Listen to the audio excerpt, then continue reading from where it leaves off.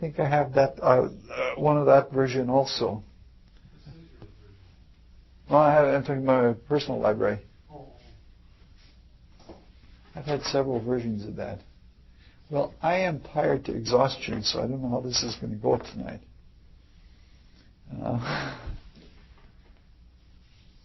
Pushing.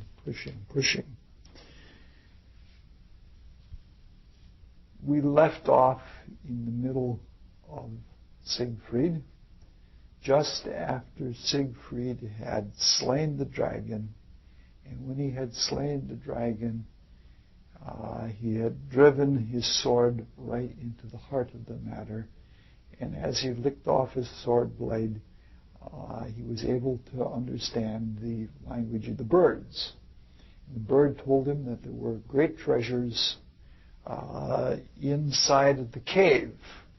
The hoard of the dragon, the Tarnhelm, and the ring which would give him power over the world. And as we finished last time, Siegfried had just gone into the cave.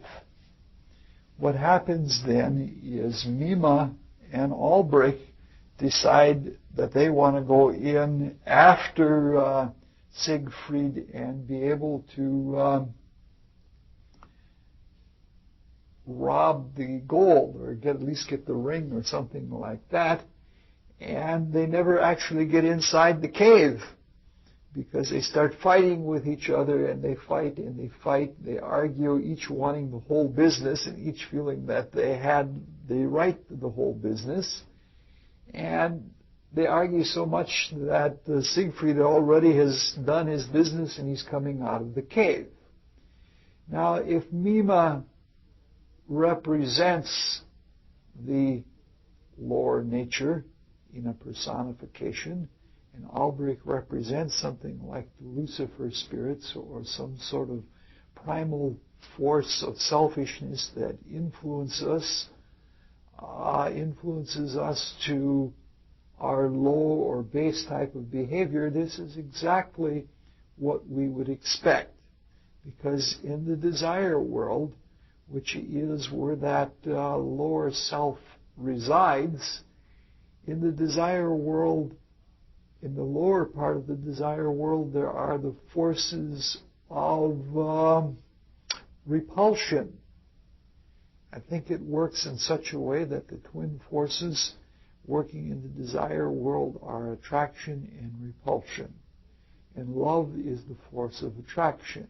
And the way it works is that if you give to people, people are drawn irresistibly to you, and everything works out with wonderful harmony. No, even if there are problems, harmony eventually rolls its way through them. But in the lower part of the desire world, this is just like the cowboy movie, where the outlaws are going to rob the bank, and they do, and they get away successfully, and they're out in no man's land, or out in the Badlands somewhere, and there are 4 of them, and then they begin to think, well, if there were only 3 of us, we could divide that loot 3 ways. And the old statement that there is no honor among thieves applies very much to Mima and Albrecht. They can never accomplish what they want to accomplish because they're trying to pull things to themselves, and that repulses the other. And even though they're both after the same end and are trying to work together, they pull things apart. As they're arguing, Siegfried comes out of the cave, and they both sort of slink out.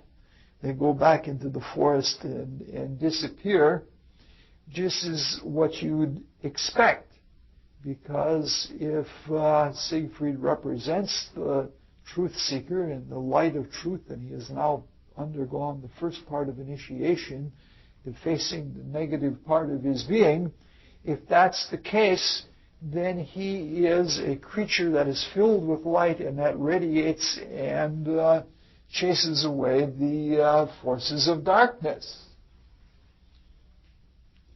And what happens is a most unusual thing. He's got the ring, and he's got the Tarnhelm. And the Tarnhelm, by the way, is, you know what ring mail is? Something like chain mail, where they're made out of metal, these loops, and they loop them inside of each other. And the helmet is a helmet like that. The whole head is covered with an almost like fabric of steel so that nothing can pierce through it. And that's a really good description of what the vital body is like. Because the vital body is what gives the power to apparently disappear or to take different shapes or such like that, that one can suggest light forms into the vital body, and people see the suggestions and they don't see the reality that is behind them. Apollonius of Tyana was known to disappear before the emperor of Rome, where the emperor was saying he's going to do this and this and this to Apollonius, and Apollonius says, you'll do nothing. And he just took his robe, which was also symbolic of the vital body, and covered himself and disappeared. But the chainmail is especially like the way the vital body is built, because the vital body is built by selfless deeds. Every time that we do something from the heart and completely unselfishly, what happens is we draw from the macrocosmic ethers, we draw more of the light ether especially, and we produce little spirals that work their way right into the etheric body, and they're visible as a little spiral of light, just like the little spirals in the chainmail, or like the little rings in the chainmail, and then they become part of it. But Siegfried doesn't know what he really has at this point. And to a large extent, that's where we're at. We have a spiritual knowledge, but we have no knowledge. Really, we don't have a grasp, or we don't have a vision of how powerful the faculties that we have within us, how powerful they really are. And Siegfried's in that same place. For him, they're just a couple baubles. You know, it's kind of neat that you can put on the Tarnhelm and do these things, and but he doesn't realize the great power for creation and for doing all the things in the cosmos that can be done. And so he's sitting there contemplating them, and while he's doing so, the bird comes back, and the bird warns him. Let's see if I can find it here. The bird warns him. It says he takes that same voice again, just like the intuition you'd expect the intuition to take. It takes that dispersonal, indirect tone of voice that we talked about last week. If Siegfried only listens carefully to the rogue's hypocritical speeches, he will be able to understand what Mima really intends in his heart. So at this point, the ability, see, this is a really critical time. He has overcome the tendency or the accumulation as a form externalized of all of his past evil. But he still hasn't completely slugged it out with his own lower nature. Now, more people become horrible black magicians and lost souls who falter at just this point. It isn't from somebody who is a thief or a petty criminal. That isn't where people are really recruited to ways of evil doing.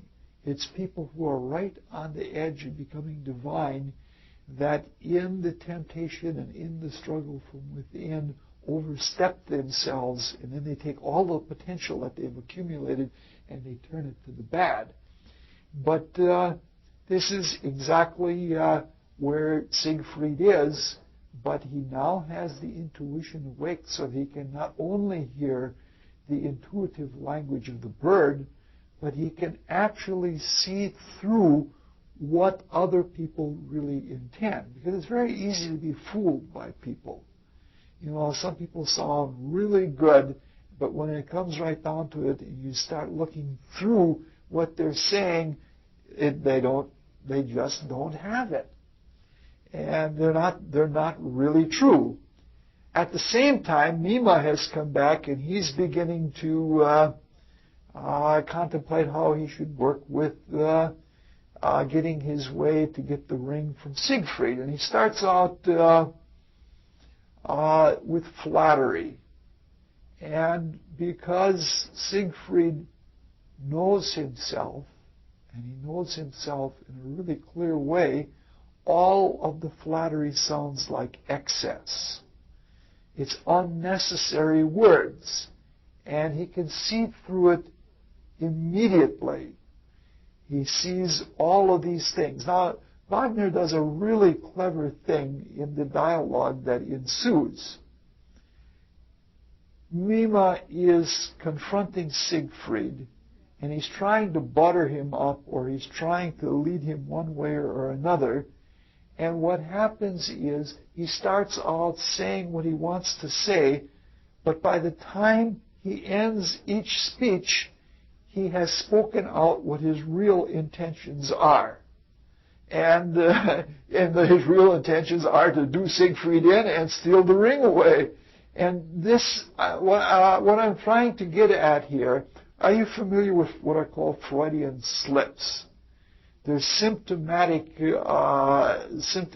actions where you say something and you're in a state like I'm in right now, rather tired, and you intend to say something, and the subject on which you speak happens to hit on one of your weaknesses or one of the things where you're divided in yourself, and suddenly you blurt something out, and you blurt out what your conscious mind never intended to say at all. And what it is that you have something unconscious, your unconscious desires come out. And the more we are intent on the Spirit, the more this happens. And once you have a Freudian slip, everybody knows what you're thinking, because they intuitively see that what you have blurted out wasn't just some simple mistake, it's what you really had inside of you. Now, in some ways, that may sound then that like a person is much more base and much more of a low type of character, but what it really is, when the waking personal self-conscious part of selfhood is relaxed or it can't withstand, then the greater, more unconscious part of self forces all of these things to the surface, so we have to confront them. So it isn't just a statement that we're base, it is that the truth must out, and we have to see what there is no ultimate repression if you're a truth seeker, because the very same thing that leads you to the truth, it brings everything to the surface of yourself, and you have to confront it, even if you do some terribly embarrassing things. And eventually, that's what happens. Mima blurts out several times in succession what his real plans are, and of course Siegfried is repulsed by it all. He's certainly been repulsed by Mima all along.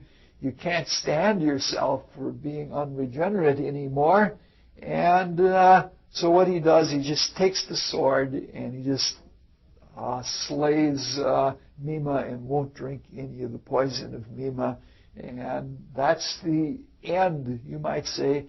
The battle, the struggle of self-consciousness with the baser part has been overcome. The sword is obviously the sword of truth. And if you expose to yourself those baser parts of yourself, and then you have a choice of whether you want to act and live on that or not, you certainly don't want to anymore. And when you once know that that's not what you are and that's not what you want, then the battle is over and it's won.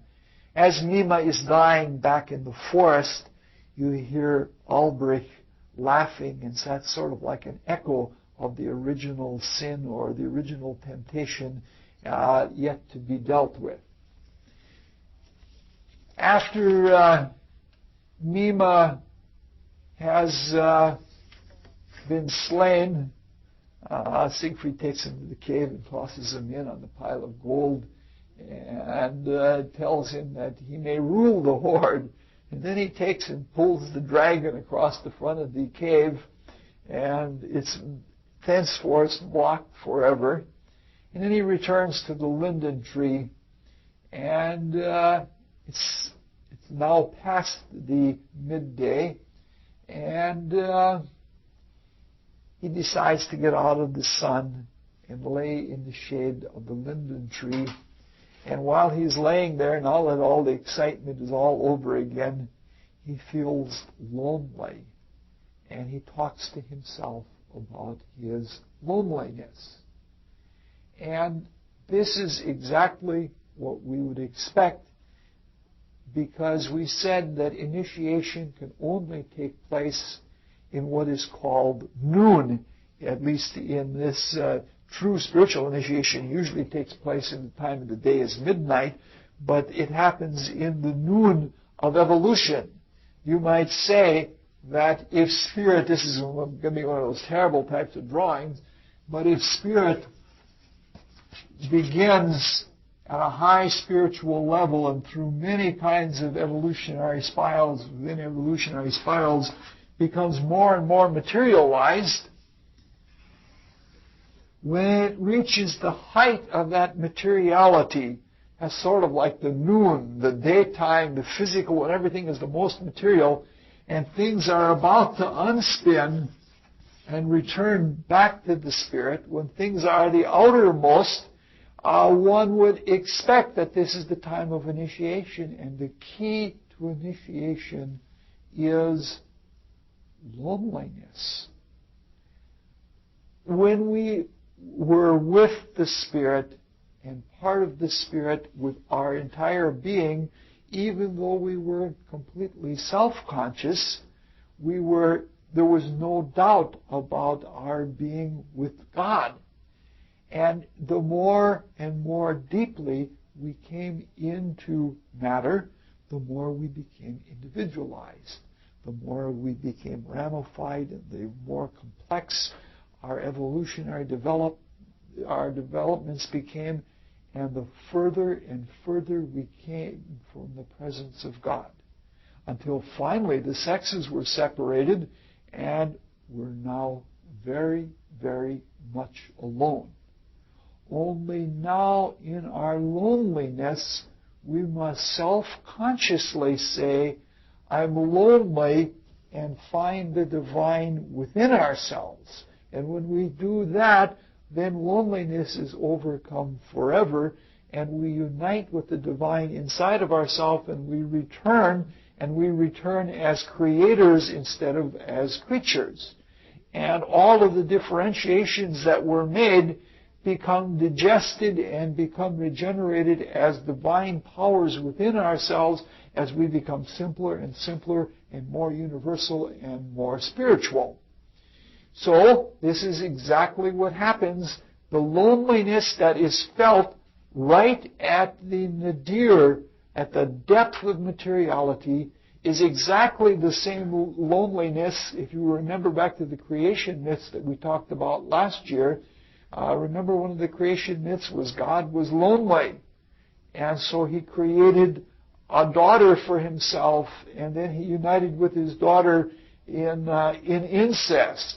Meaning to say that the whole of creation was it was a product of loneliness. Once the Supreme Being was differentiated from the Absolute and was self-conscious, that urge for creation was a kind of loneliness, and that same kind of loneliness that made possible the whole creation, it makes possible the fulfillment of that creation in each and every individual as we seek to reunite with God and to come back home and to find that kind of oneness.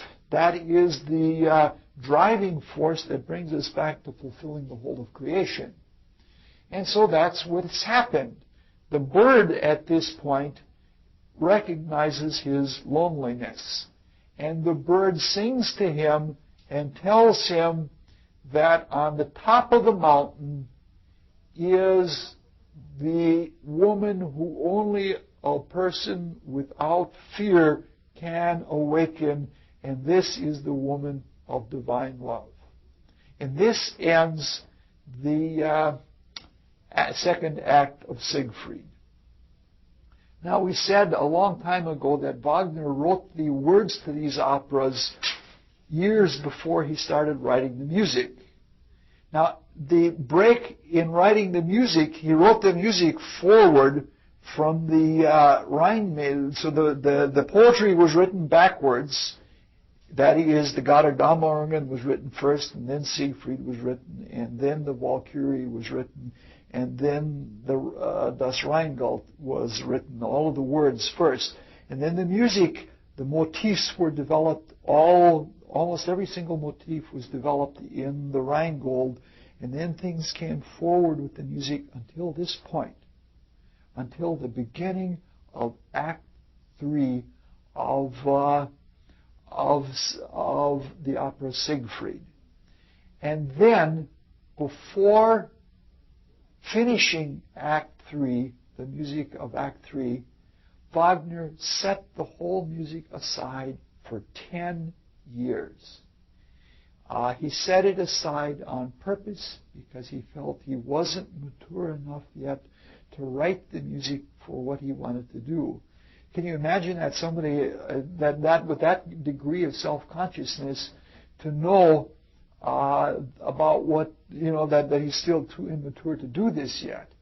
See, because there is between the whole first 2 2/3 operas and even the beginning of the first part of Act 3 of Siegfried, all of the music is down in the low registers. And when Siegfried climbs the mountain to find Brunhilde, everything goes up into the high registers of music, and it becomes very, very celestially beautiful. And when he comes back down in the next opera, back down to earth again, it returns to the low registers. And it's only in this act that everything is supernal, everything is rhapsodic, and everything is in a ringing high register all the way. It's magnificent. But it doesn't begin that way. What happens is, there's a lot of lovely poetry in here, and I want to read some of it.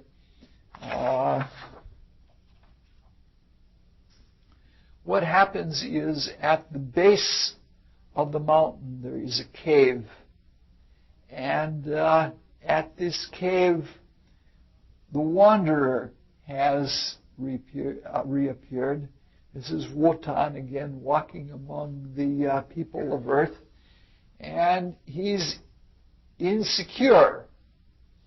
This is the union again. Remember, we said before that Wotan representing heaven and the airy element united together with Erda representing the earth, and out of this union quite a few beings were born. The Walküres were born, the 9 sisters, and out of some of the other unions, some of the descendants, the Wolfsungs themselves were born.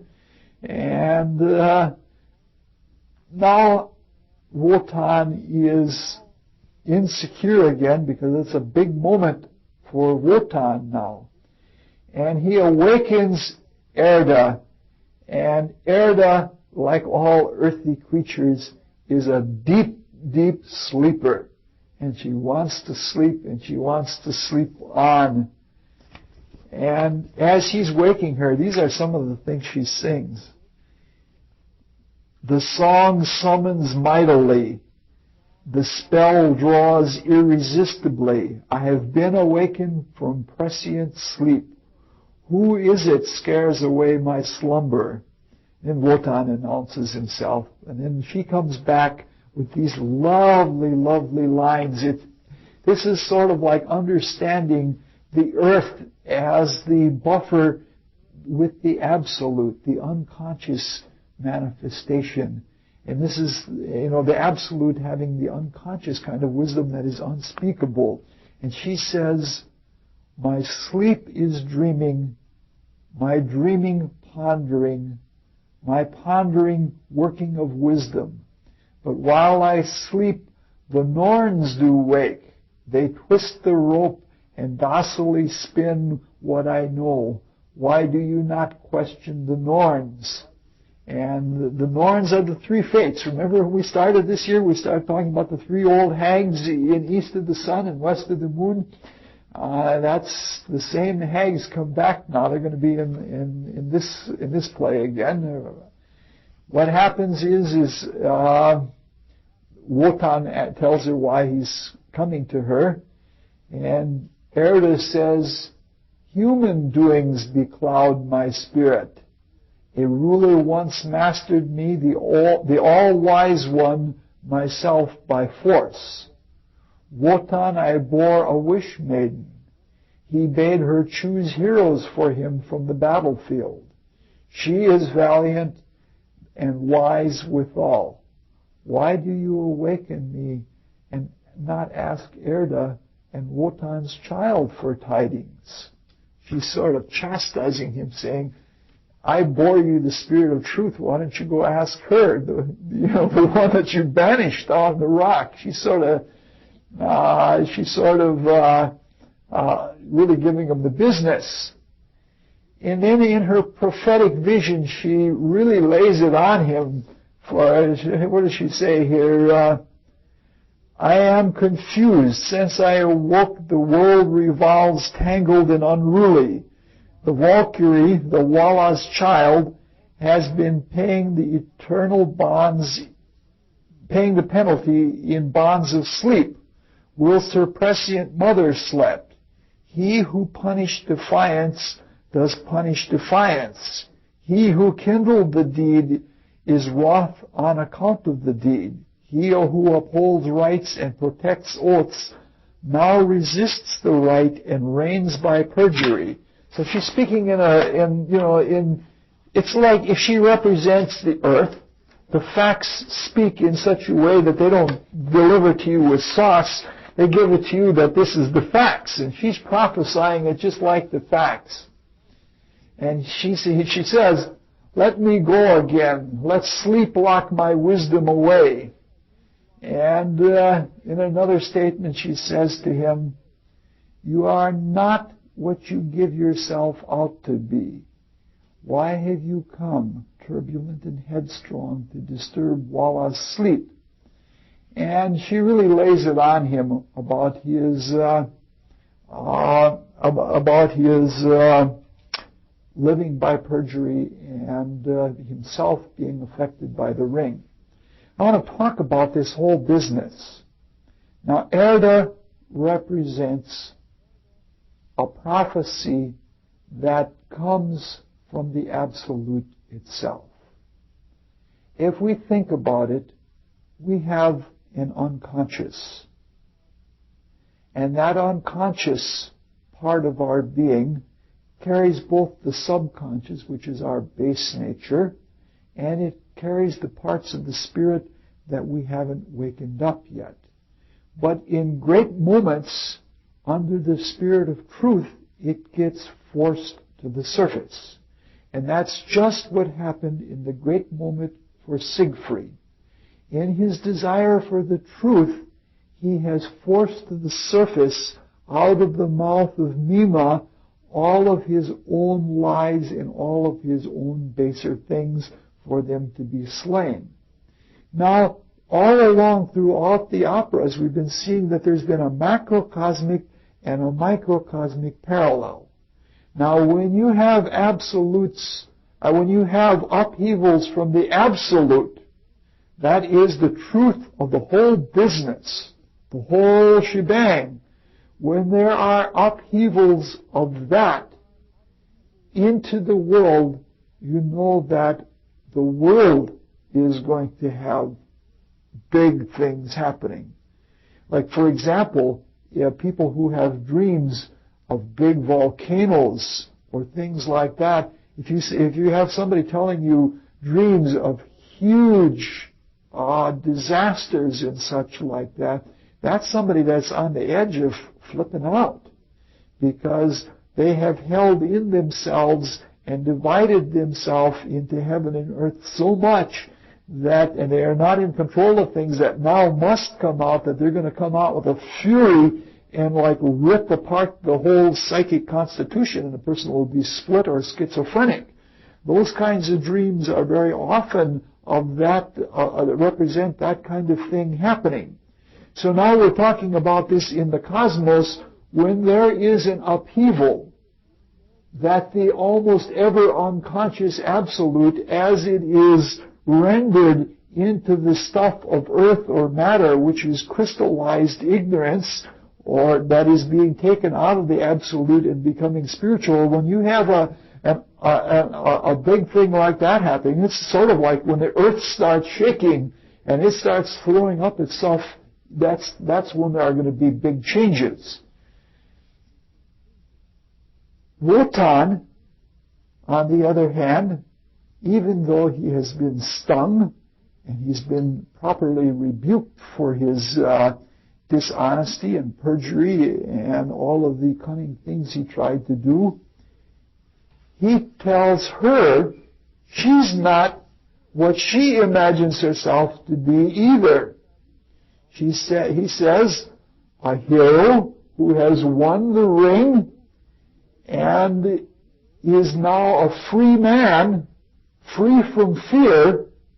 He's filled with love, and he's about to awaken the spirit of truth, and things are going to be altogether different, even though Brunhilde does not understand, even though Erda does not understand, because the unconscious can't understand the things of the conscious. But now that the consciousness has been awakened to its divinity, things are going to happen that the unconscious never ever thought of.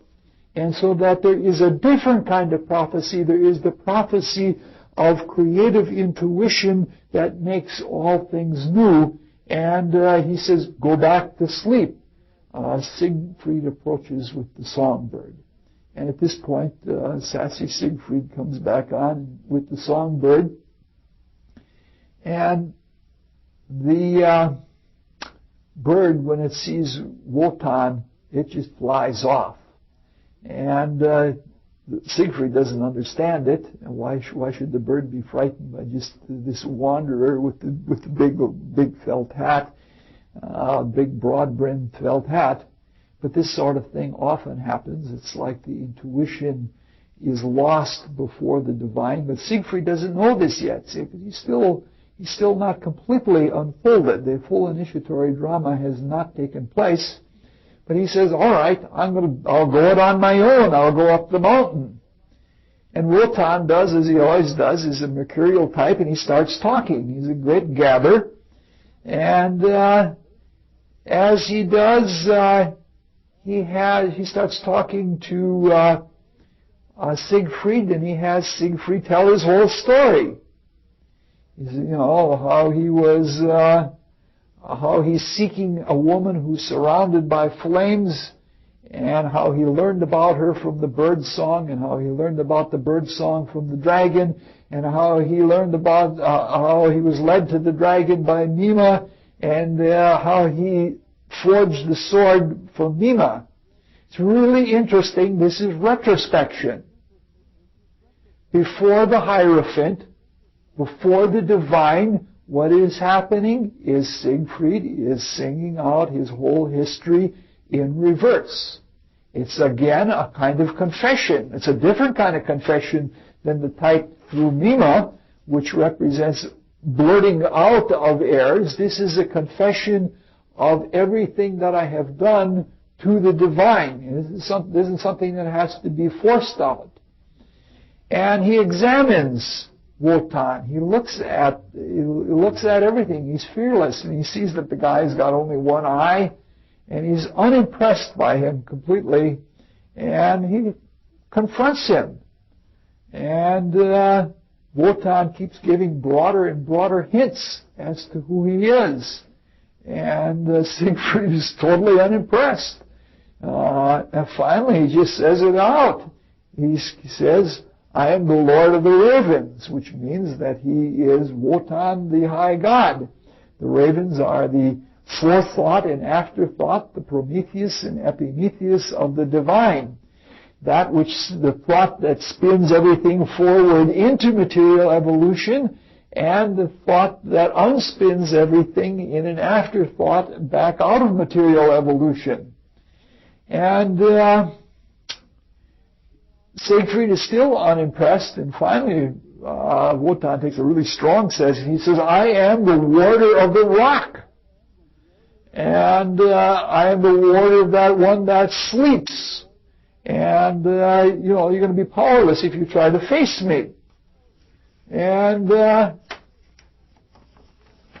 obviously, Siegfried is unimpressed. And Wotan tries to stop him.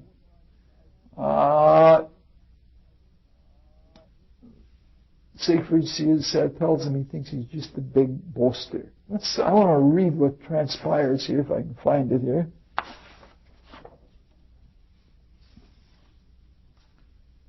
And this is when the action starts to take place. Since you do not fear the fire, then let my spear bar your road. My hand still retains its hold of sovereign power. The sword you wield, this shaft once broke into pieces. Once more, then, let it splinter against the everlasting spear. And it comes down, well, this is Siegfried's response. My father's foe, do I find you here? How luckily I have chanced upon revenge. Wield your spear, let my sword splinter it in pieces. This is really interesting. The Freudians, and in a way they would be right, the Freudians would say that Wotan represents the father and the spear represents the father's sexual potency, and that for a young man to actually win a bride for himself, he must overcome the fear of the potency of the father and such like that. And I think that's a valid interpretation. There's nothing unvalid about Freud's interpretations, or those of the Freudians in general. It's just that they're limited to only one sphere of activity. I think this is a true thing.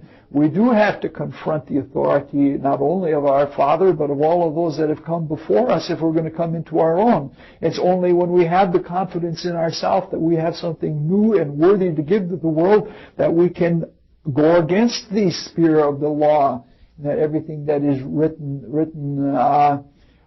in the law. So what happens is that Siegfried draws his sword, and because he's fearless, and because he's self-reliant, and because he is single-minded, single-purposed, the sword does not shatter for him as it did for his father Siegmund, who divided the spiritual energy and burned the candle at both ends. So what happens is Siegfried shatters the sword, and of course Wotan is sad but overjoyed at the same time. This is really a big moment. This is if you are ready to overcome all of the laws of the world, whether they be legal laws or whether they be customs or even if they're laws of nature. When you come into your divinity, that is when you are initiated on the path of godhood, you overcome even the laws of nature because you become a free person within those laws, and then those laws are within yourself, and you then are on your own. The gods don't have power over you anymore. You are, in a way, becoming equal with all of the gods. This is where the music gets very, very beautiful. Everything goes up into the high registers as Siegfried comes to the top of the mountain, and he approaches, and there is this ring of fire, and he has no fear of the fire at all. With no hesitancy, he steps right through the fire. On some levels, one could say that it's an etheric fire. as Buddha did in his famous fire sermon, saying that the whole world is on fire, because the whole world is filled with energy. And when one becomes clairvoyant and learns to leave the body and fly up the mountain, so to speak, one passes through that. One could also say that it is the fire of the desire world, that it represents all of the illusions. It's true that when it's talked about the place that is called hell is a lake of fire, that for people who live in desire, to live completely in desire stuff is a burning when you have desires that can't be satisfied. But on an even deeper level yet, fire has always represented the Spirit. And in that, to people who are of an earthly consciousness, of a very human base consciousness, that is a terrifying thing. Moses, when confronting the burning bush, faced that kind of fire. But when you understand the reality of the fire being the purgatory fire of the Spirit that burns up and consumes all of the appearances of the world that have served their purpose to bring about experience as fuel to greater love and light, then it's nothing to penetrate through it, and one revels in the fire. So here he is at this, it's like, if you climb to a very high mountain, the air is thin, and there's a silence because there's nothing up there. All of the things of the earth, all of that busyness is down below. And it's like that. The music is ringing in a quiet, high pitch. And he sees a horse and a warrior laying down. And he's led on to that. Let's see. These are some of his words. Ha! A man in arms. How the sight of him does urge me on. Does the helmet perhaps press upon his glorious brow? It would be easier for him were I to loosen his accoutrement. Oh, how lovely! Shimmering clouds, rippling border, the bright celestial lake, the smiling image of a radiant sun beams through a billowing mass of clouds. With swelling breath the bosom heaves. Shall I undo the tight coat of mail? Come, my sword, cut through the iron. And so he removes the breastplate from the warrior, and he's astounded to find out that it is a woman. In fact, for some people, when you hear the opera, they laugh, because when he says, that is kind man, meaning to say, that's no man. And people laugh at that. But that's intended, because it's a great shock to us when we see ourselves in the inner opposite, and the reflection of our divine nature is of the opposite gender. And so the hero sees the Spirit as represented as a woman, and it astounds him. And he's reminded of his mother. Remember, all along, he's never seen his mother. He was born an orphan. His mother died on giving birth to him. He never has seen his father. And so he's always been seeking the mother. This is again the absolute in another sense, looking for that feminine truth that always leads us on. And then something else happened. How shall I awaken the maid, that she may open her eyes for me? Open her eyes to me. Would their gaze not blind me through? Would I dare to risk it? Could I endure their light? A buzzing in my ears, everything swims. Before my eyes, my head is in a whirl. Searing longing consumes my senses. My hand trembles upon my timorous heart. How is it with me, coward? Is this then fearing? O mother, mother, you fearless child, A woman lies asleep. She has taught him to fear. How shall I put an end to the fear? How shall I summon up courage? In order to wake myself, I must awaken the maid. Her flower-like mouth quivers invitingly. How sweetly it arouses my fear, its quivering. Oh, the fragrance deliciously warm of that breath. Awake, awake, holiest of women. Clearly, when he never knew fear before, which is as it should be, all of the things of the world are the appearances. They're only separate things. They're not the divine and holy truth. Now, when the self sees the higher part of its being, the spiritual self, and is in awe before the beauty of its divinity, fear is learned. But it's not the kind of fear that makes him a wimp or anything like that. It's the kind of fear that is more an awe than it is fear. It has awakening in him relative to the self-conscious part of his being. He's aware of his limitation, of his insignificance before the grandeur of the divine. And before that, he is awed and he is fear-struck.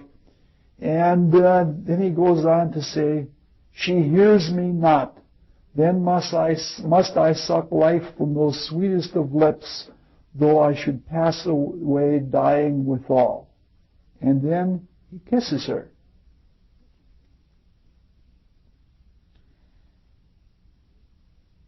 This is the beginning of the divine union. The waking consciousness now has seen through its base nature and is now beginning to awaken to its divine nature.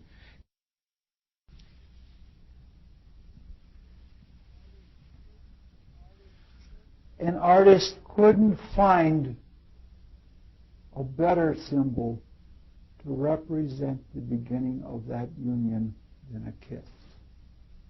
It's a very intimate, a very gentle, but a very significant union between the higher and the lower, fusing into the waking self-consciousness. It's only a kiss, because he's not a full-fledged God yet, but he has only now just begun to awaken to his divine nature. And in doing that, it's sort of that shivering kind of experience. And what happens is when he kisses her, she awakens. This is really now an intuition of a very thorough nature. It's not an intuition, it's something that just comes flying into you. This is an awareness of a union within self with something divine. Brunhilde wakes up singing, "Hail to thee, O sun! Hail to thee, light! Hail to thee, shining day! Long was my sleep, I have been awoken. Who is the hero who has awakened me?" You see, even though both the personality in the reflective projection has been developing for ages in the whole evolutionary process, and in reflection, but not in complete indwelling union, the spirit has also been becoming. When they come together in that first kiss, they are both intimates, having known each other for a long, long time, but they're both strangers to each other. The spirit, the ways of the world and the ways of humans are strange to the spirit, just as the spirit is strange to the human consciousness, And that's exactly what it's like. What happens here from now until the end of the opera is probably one of the most beautiful love duets in all opera, because it's not just "I love you, baby, let's go to bed with each other and it'll be a glorious thing." This is the beginning of a completely clear and penetrating dialogue. Before, it was question and answer in the Hermetic dialogue when Siegfried is questioning his lower self, or when the Hierophant, the wanderer, is questioning Mima, or when the wanderer questions Siegfried and he confesses his whole past history, and from that garners up the strength in the spirit to overcome Wotan. Now the conversation is a union. It's talking to yourself, or yourself talking to you, because you're both one at this point. It's hard to say which is which. Talking as one has always wanted to talk. It is a divine consolation, as it is, for example, in the writings of Thomas à Kempis. Or it is a divine dialogue where all of the questions we've ever had, all of the seekings we've ever wanted are capable of being answered. And where the sleeping spirit of truth can now, without reserve, give itself to the questioner.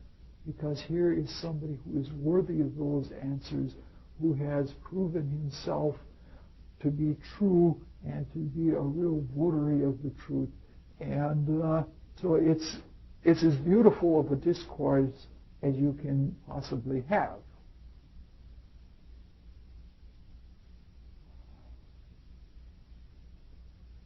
He hearkens back to his mother, and she comes on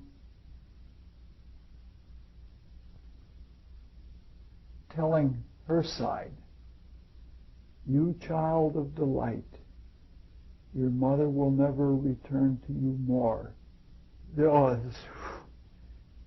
own self am I.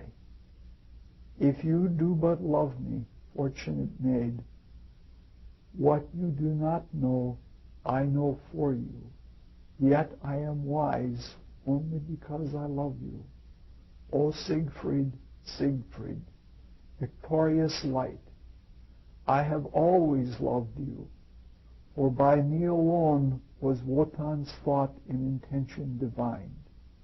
The thought I might never name, which I did not think, but merely felt, for which I have fought, struggled, and strove, for which I defied him who had conceived it, for which I was making atonement. Punishment bound me, because I could not think it, and only felt. For the thought, you might guess it, was only my love for you." In a way, it sounds like going back to Platonism again, because it is being bound to the personality, which in some ways is unpleasant, but she is finally completing the thought. She's finally completing the intention of the divine. And that's what we are. If we're wise enough and humble enough to listen and to strive and fulfill, we find we have this very, very special divine purpose. And in that moment of our beginning of the union with the divine, the divine tells us of our special place. We all have a purpose. We all have a meaning. The whole universe is born in us. He knows now in a way that he could never know before that he is a redeemer of the whole world, because now he has begun to unfold as a creator the entire creation. And the Spirit that was the intent of the divine all along, to make something that could create and could create new and free, so that Wotan, the creator, could be freed from its own past, which could only be done by something completely new, completely free. That has now been accomplished, because Wotan couldn't do that by himself alone. He could have that wish for something like that, but he couldn't do it because he was the product of the past. And now is fulfilled, that thought. It's brought to completion. And this is not a vain statement, but when we become in our spiritual natures, we are a tremendous, tremendous service to God. We are what we're supposed to be. Siegfried, at this point, is totally enraptured by her, and he describes that he loses all of his senses. What do you expect with a transcendental experience? You're completely removed from your body and you're awakened beyond the mind, and that's just exactly what you would expect, is that you would lose your senses. There's some more beautiful poetry in here.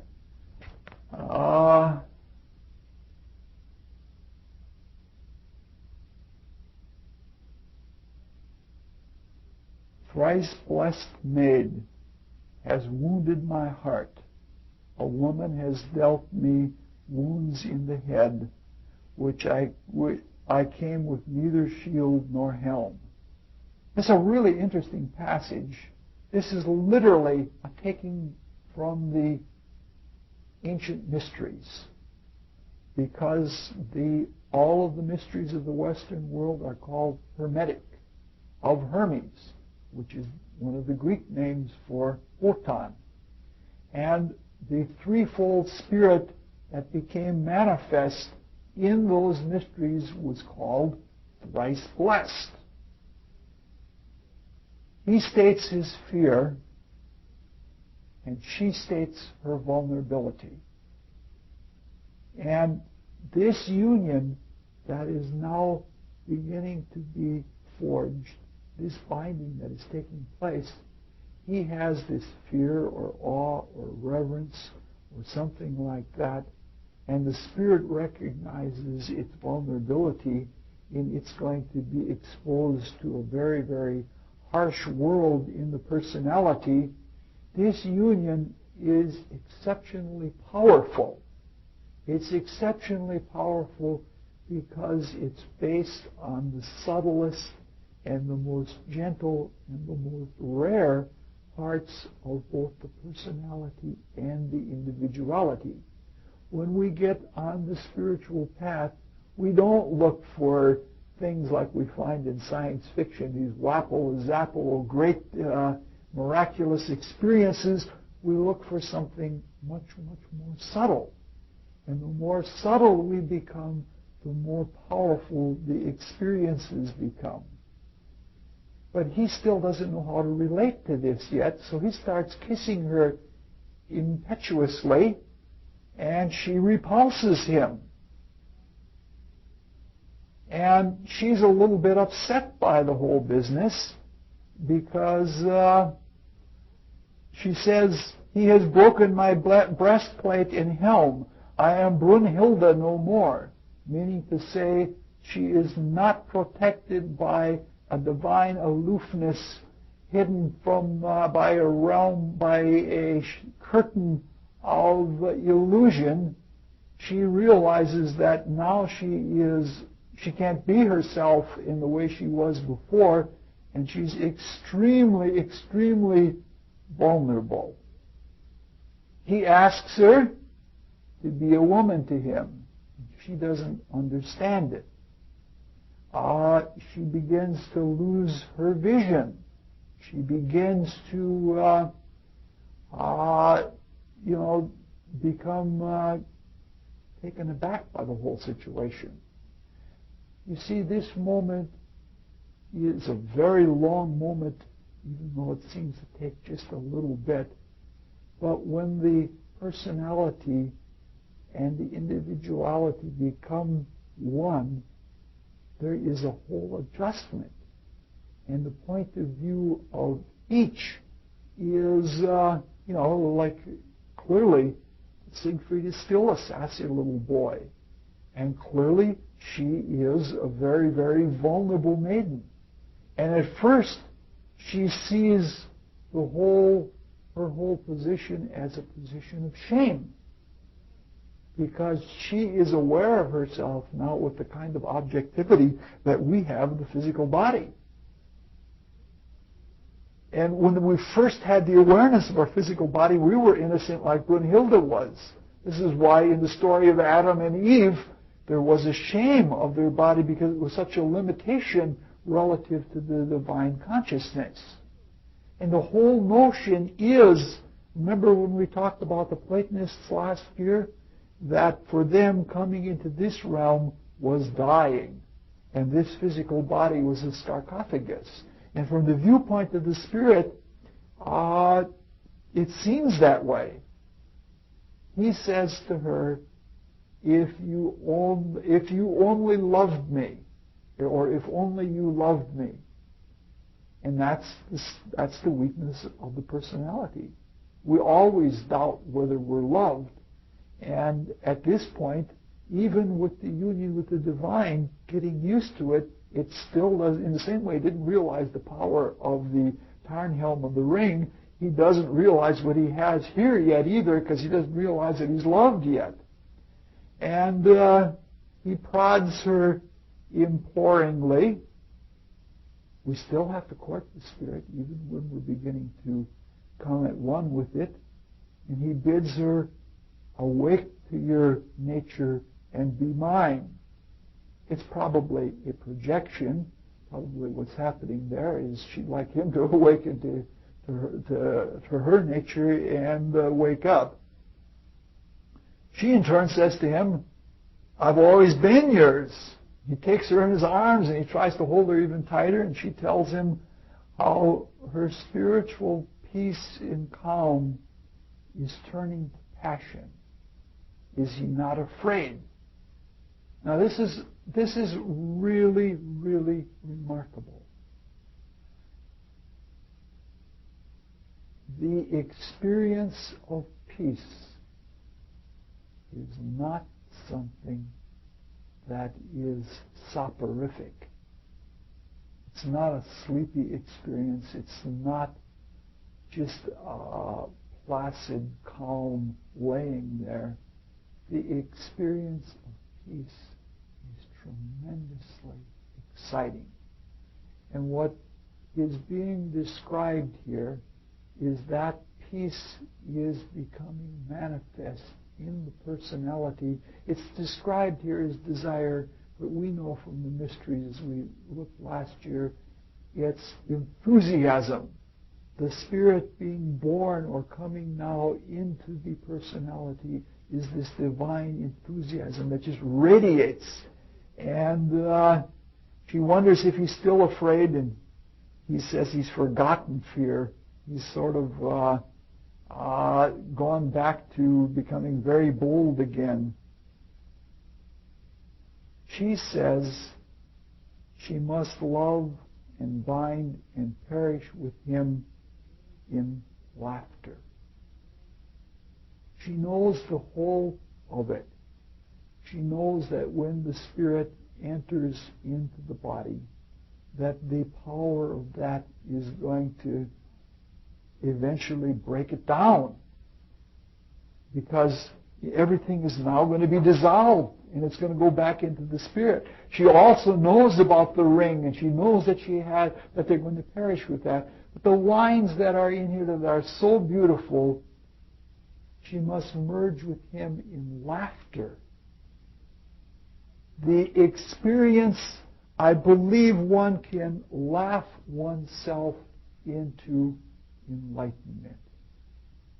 Meaning to say, when the personality has insecurity and the intuition frees that insecurity, then one relaxes.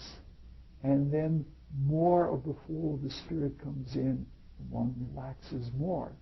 And things that we've had anxieties about, when we have those anxieties removed, the feeling is a feeling of laughter. We always laugh when somebody else got the pie in the face and it didn't hurt them. And when our insecurities are relieved and we are united, and the echo or the reverberation coming from the Spirit is also laughter, knowing that it is being understood and that it is being appreciated. And so it's a really joyous kind of thing. So even though there is at the same time this prophetic understanding of the doom that's going to come about as the part of this union, because it is the beginning of the fulfillment of the whole creation. The Spirit is now united in and with matter and with the personality, which is so that all of the unknown that is in matter and in the personality can now be taken into the Spirit, and the general insecurity of the Supreme Being in the whole creation is now being fulfilled in this same kind of union, and in that same union activity, it means the downfall. The cosmos isn't going to exist if it doesn't need to exist. And this creative work, the beginning of the end, has come. What happens is let's try to read it here.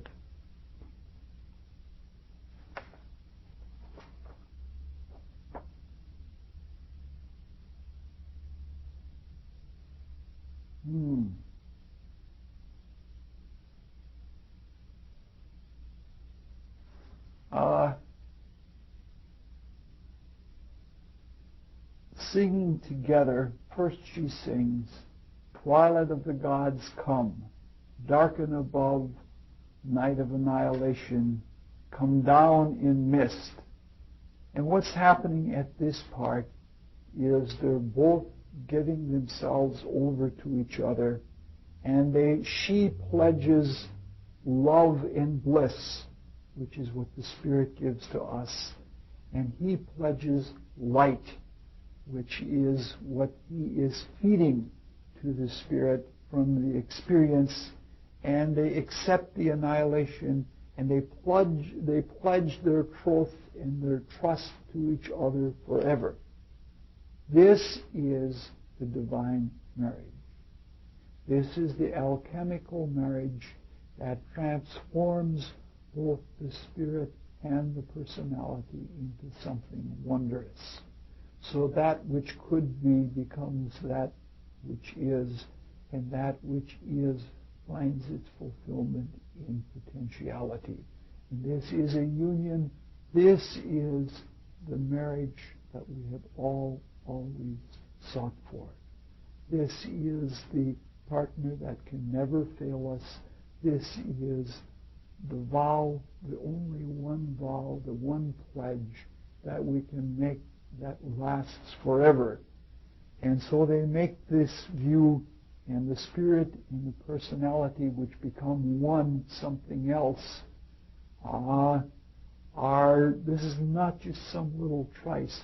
This is a divine union, and it even is a union that goes all the way into the macrocosm, because the Spirit is in extent at the limits of the macrocosm. So we see what's going on. We see the ring is now beginning to go. It's past its halfway point in its revolution, and it's starting to turn back. And since we've been looking at heroes all year, we probably have the best rendition in mythology, given in an artistic manner, of the becoming of a hero, and the prize one that all heroes strive for. That is the divine union. Now we have to look a little bit into the downfall and the destruction. We'll look into the near history when we look at the last opera, the Götterdämmerung, which is just as tough as the words sound. And next week we'll start with that, and it'll probably take us 2 weeks. We've now had our time at the top of the mountain, and it's time to go back to the world again. And I thank you very much for listening to this. It's hard for me even to talk about these things, but this is, to me, one of the experiencing of what is in this opera, to hear it in the music and to feel it in the spirit, is one of the most wonderful things in life for me.